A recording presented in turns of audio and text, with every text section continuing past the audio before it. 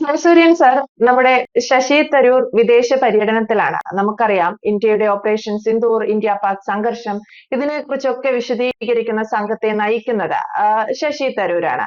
അതിന്റെ ഒരു കോലാഹലമൊക്കെ ശശി തരൂർ ഇവിടുന്ന് പോയപ്പോൾ ഒന്ന് ഒന്ന് ഒതുങ്ങി വരുന്നു എന്ന് വേണം കരുതാൻ. പക്ഷേ കോൺഗ്രസ് അത് അങ്ങനെ വിടാൻ ഉദ്ദേശിച്ചിട്ടില്ല എന്നൊക്കെയാണ് അറിയുന്നത്. തിരിച്ചു വരുമ്പോൾ ഇന്ത്യയിലേക്ക് വിദേശ പര്യടനം കഴിഞ്ഞ് തിരിച്ചെത്തുന്ന ശശി തരൂരിനെ കാത്തിരിക്കുന്നത് എന്താണ് കോൺഗ്രസ് കരുതി വച്ചിട്ടുണ്ടാകാൻ സാധ്യത? എനിക്ക് തോന്നുന്നത് തിരിച്ചു വരുമ്പോൾ ശശി തരൂരിനെ കോൺഗ്രസ് പുറത്താക്കും എന്ന് തന്നെയാണ്. അതിന് വ്യക്തമായ കാരണങ്ങളുണ്ട്. കോൺഗ്രസ് പാർട്ടി ഓപ്പറേഷൻ സിന്ദൂർ എന്ന വിഷയത്തിൽ എടുത്ത നിലപാടും അവർ നടത്തിയ പ്രസ്താവനകളും, അത് രാഹുൽ ഗാന്ധി മുതൽ താഴെത്തട്ടിലുള്ള MLA മാർ വരെ കൈക്കൊണ്ട നിലപാടുകൾ, അവർ നടത്തിയ പ്രസ്താവനകൾ, അതിന് ഘടകവിരുദ്ധമായിട്ടുള്ള ദേശീയമായ ഒരു നിലപാടാണ് ശശി തരൂർ അമേരിക്കയിൽ സ്വീകരിച്ചത്.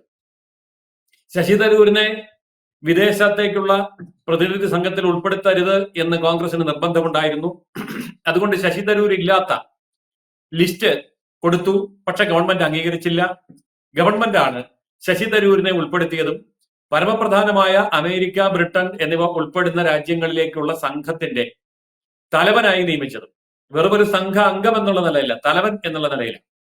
അതിന് കൃത്യമായ കാരണങ്ങൾ ഗവൺമെന്റിന് പറയാൻ സാധിക്കും. അതായത് പാർലമെന്റില് വിദേശകാര്യത്തിന് വേണ്ടിയിട്ടുള്ള പാർലമെന്ററി കമ്മിറ്റിയുടെ ചെയർമാനാണ് അദ്ദേഹം. മുൻ വിദേശകാര്യ സഹമന്ത്രിയാണ് അദ്ദേഹം. ഐക്യരാഷ്ട്രസഭയുടെ സെക്രട്ടറി എന്നുള്ള പദവിയിൽ ഇരുന്നു കൊണ്ട് ലോകരാജ്യങ്ങളും വിശിഷ്യ അമേരിക്ക, ബ്രിട്ടൻ അടക്കമുള്ള വൻശക്തി രാജ്യങ്ങളുമായി നല്ല ബന്ധമുണ്ടാക്കിയ വ്യക്തിയാണ് ശശി തരൂർ. ഇതിന്റെയൊക്കെ അടിസ്ഥാനത്തിൽ ഇന്ത്യയിൽ നിന്ന് ശശി തരൂരിനെ പറഞ്ഞയക്കുമ്പോൾ ഗവൺമെന്റ് 2 ലക്ഷ്യങ്ങളാണ് കണ്ടത്. ഒന്ന്, ഞാൻ ഈ പറഞ്ഞ യോഗ്യതകളൊക്കെ അദ്ദേഹത്തിനുണ്ട്. 2, ഇന്ത്യയിൽ പ്രതിപക്ഷം എന്നുള്ളത് ഭരണപക്ഷം എന്നുള്ളത് രണ്ടായിട്ടല്ല, ഒറ്റക്കെട്ടായിട്ടാണ് ഈ വിഷയത്തെ നേരിടുന്നത്. അതുകൊണ്ട് പ്രതിപക്ഷത്തെ ഏറ്റവും പ്രഗത്ഭനായിട്ടുള്ള ഈ വിഷയത്തിലെ സബ്ജക്ട് എക്സ്പേർട്ടും കൂടി ആയിട്ടുള്ള ശശി തരൂരിനെ അയക്കുന്നു. അപ്പോൾ 2 കാര്യങ്ങളാണ് കേന്ദ്ര ഗവൺമെന്റ് ലക്ഷ്യം വെച്ചത്. ഈ 2 കാര്യങ്ങളിലും കേന്ദ്ര ഗവൺമെന്റ് വിജയിച്ചു എന്നതിനേക്കാൾ ഉപരി ശശി തരൂരിന്റെ പ്രകടനം, അമേരിക്കയിൽ അദ്ദേഹം നടത്തിയ പ്രസ്താവന, അവിടെ നടത്തിയ ചർച്ച, അതൊക്കെ നമ്മൾ ശ്രദ്ധിക്കുമ്പോൾ മനസ്സിലാവും അത് അമേരിക്കയ്ക്ക് എത്ര ശക്തമായ അടിയാണ് കൊടുത്തത്. എന്നാൽ അമേരിക്കയ്ക്ക് കിട്ടിയ അടിയേക്കാൾ ഒരു 10 ഇരട്ടി ശക്തമായ അടിയാണ് രാഹുൽ ഗാന്ധിക്കും അദ്ദേഹം കൊടുത്തത്. അപ്പോൾ സ്വന്തം പാർട്ടി നേതൃത്വത്തിനും അടി കൊടുത്തു, അമേരിക്കൻ പ്രസിഡന്റിനും കൊടുത്തു.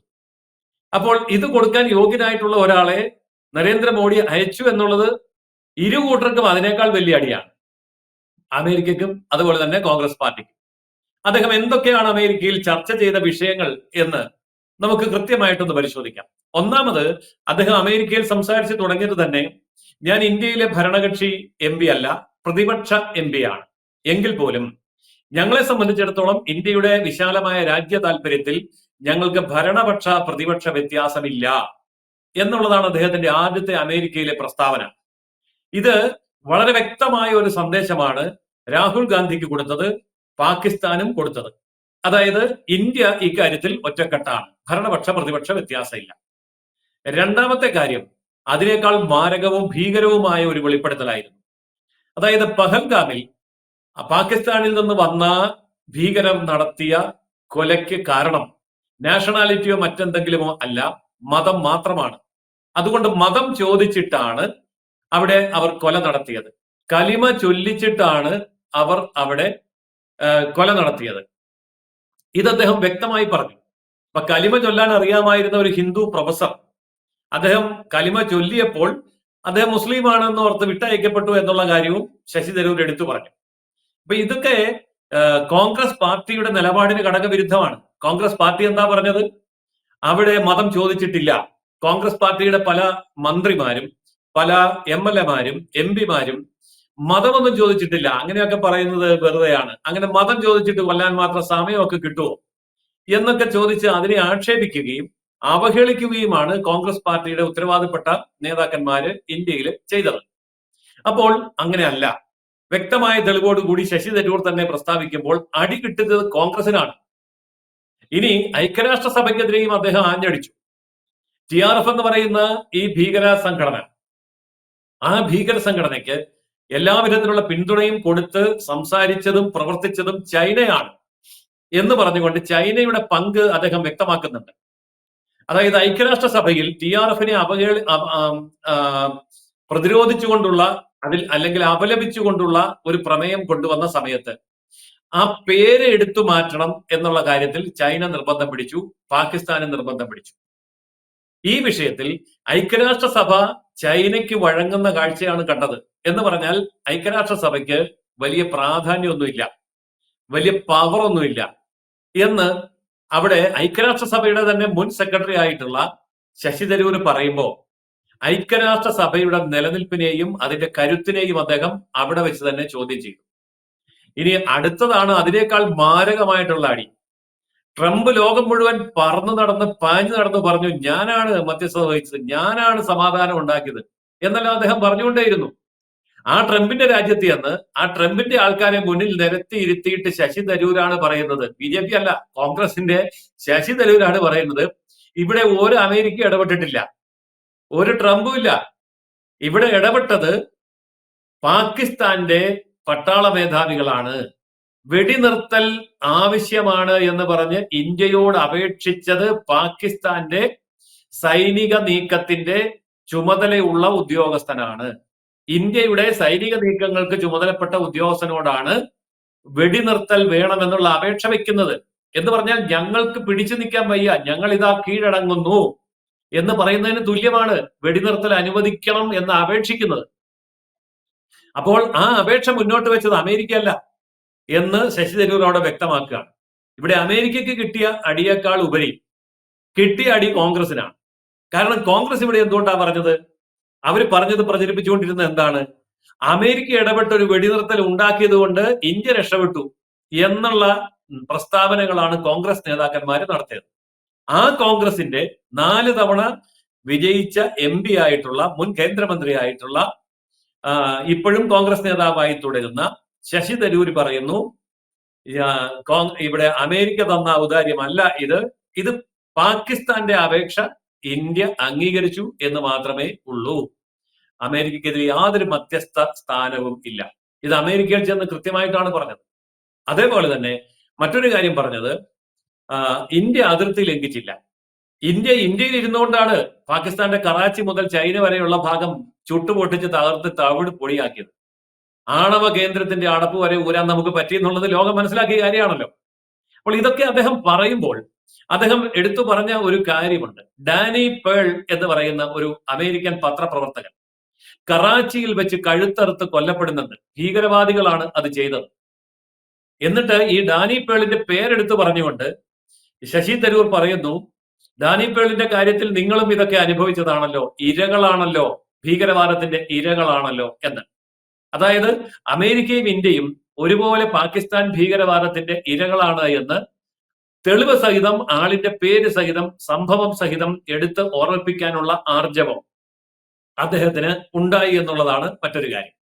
ഇനി അദ്ദേഹം ചെയ്ത മറ്റൊരു കാര്യം, പാകിസ്ഥാനിലെ ഒരു വ്യക്തിയെ പോലും വധിക്കാതെ ഭീകര പരിശീലന കേന്ദ്രങ്ങൾ, ലോഞ്ചിങ് പാഡുകൾ, ആയുധ സംഭരണശാലകൾ, ഇങ്ങനെയുള്ള തന്ത്രപ്രധാനമായ രഹസ്യ കേന്ദ്രങ്ങൾ, അവരുടെ ട്രെയിനിങ് സെന്ററുകൾ, അവരുടെ ഓഫീസുകൾ, ഇവിടെ മാത്രമാണ് ഞങ്ങൾ ആക്രമണം നടത്തിയത്. അതും പാതിരാത്രിയാണ്. ഒരു മനുഷ്യൻ പോലും പുറത്തിറങ്ങാതെ ആർക്കും അപകടം പറ്റാതിരിക്കാൻ വേണ്ടി വളരെ കരുതലോടുകൂടിയാണ് ഇന്ത്യ അത് ചെയ്തത് എന്നും പറയുന്നത് ആരാണ്? ശശി തരൂർ തന്നെയാണ് പറഞ്ഞിരിക്കുന്നത്. എന്നിട്ട് അതിനെതിരെ പാകിസ്ഥാൻ ഇന്ത്യയെ ആക്രമിക്കാൻ ഒരുങ്ങിയപ്പോൾ ഇന്ത്യ കൊടുത്ത തിരിച്ചടിക്ക് ഇന്ത്യൻ പ്രധാനമന്ത്രി നരേന്ദ്രമോദി ഉപയോഗിച്ച ഒരു ടേം ഇവിടെ അതേപടി ശശി തരൂർ ഉപയോഗിക്കുന്നുണ്ട്. ആ വാക്കിതാണ് ന്യൂ നോർമൽ എന്നുള്ളത്. ശശി തരൂരിന് ഇംഗ്ലീഷ് പാണ്ഡിത്യം നരേന്ദ്രമോദിയേക്കാൾ കൂടുതലുണ്ടെന്ന് എല്ലാവർക്കും അറിയാം. പക്ഷെ എന്തുകൊണ്ടാണ് നരേന്ദ്രമോദി ഉപയോഗിച്ച അതേ വാക്ക് തന്നെ ശശി തരൂർ ഇവിടെ ഉപയോഗിച്ചത്?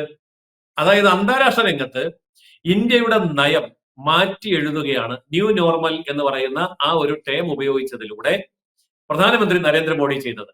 അതായത് പണ്ടൊക്കെ പാകിസ്ഥാൻ ഇങ്ങോട്ടടിച്ചു, നമ്മൾ അങ്ങോട്ടടിച്ചു, 2 അടി കഴിയുമ്പോൾ പിന്നെ എന്താ ചെയ്യുക? പിന്നെ സമാധാന ചർച്ചയാണ്. ഇവിടെ ഒരു സമാധാന ചർച്ചയില്ല. ഇങ്ങോട്ടടിച്ചതിന്റെ 100 മടങ്ങ് ശക്തിയിൽ അങ്ങോട്ടടിച്ചു. അവരുടെ മുഴുവൻ സൈനിക താവളങ്ങളും തകർത്തു.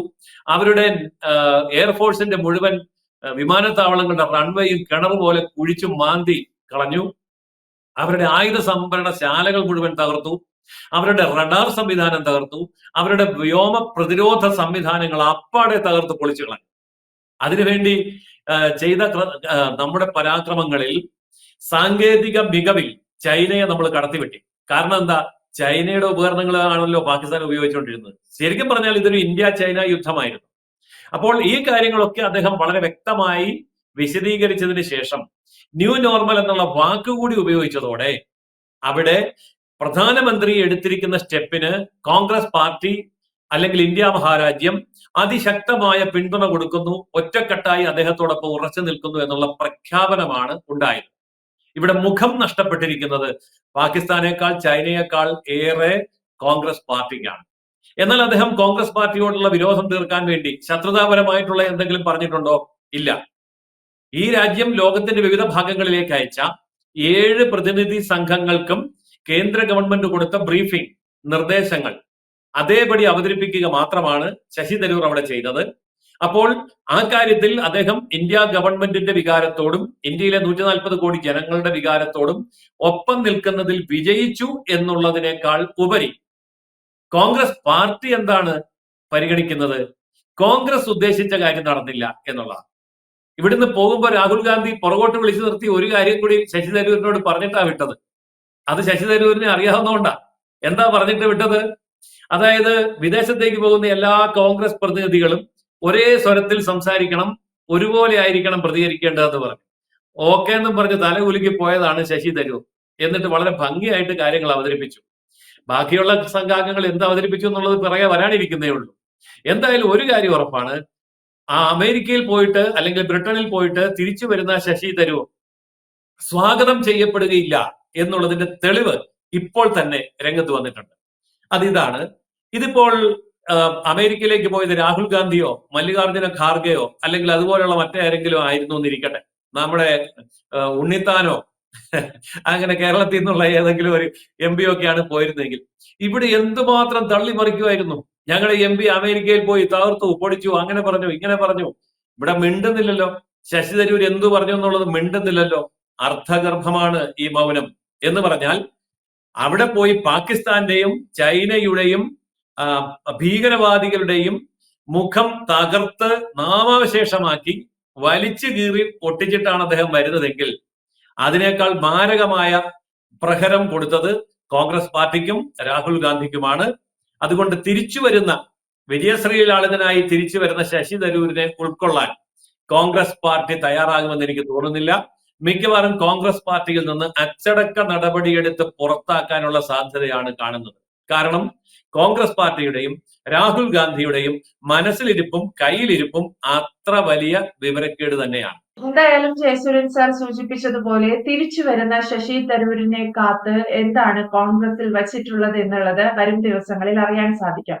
സാറിന്റെ തന്നെ വാക്ക് കടമെടുത്താൽ കോൺഗ്രസിനും ട്രംപിനും ഒക്കെ ശശി തരൂർ ഈ വിദേശ പര്യടനത്തിനിടെ നൽകിയ അടിയേക്കാൾ ഏറ്റവും വലിയ അടി നൽകിയത് മോദി സർക്കാരാണ്. കാരണം ശശി തരൂരിനെ ഈ സംഘത്തിൽ ഉൾപ്പെടുത്തി എന്നതാണ് അവർക്ക് ലഭിച്ച ഏറ്റവും വലിയ തിരിച്ചടികളിലൊന്ന്. എന്തായാലും ന്യൂ നോർമൽ എന്ന് പറയുന്ന പ്രധാനമന്ത്രി നരേന്ദ്രമോദിയുടെ ആഫ്റ്റർ ഓപ്പറേഷൻ സിന്ദൂർ ആ നയം അല്ലെങ്കിൽ ആ ഒരു പ്രസ്താവന അതേ വാക്ക് തന്നെ ശശി തരൂരും വിദേശ പര്യടനങ്ങളിൽ വിദേശ രാജ്യങ്ങളിൽ അമേരിക്കയിൽ ഉൾപ്പെടെ പറയുന്നു എന്നുള്ളതാണ് വ്യക്തമാണ്. Thank you Jayasuryan sir.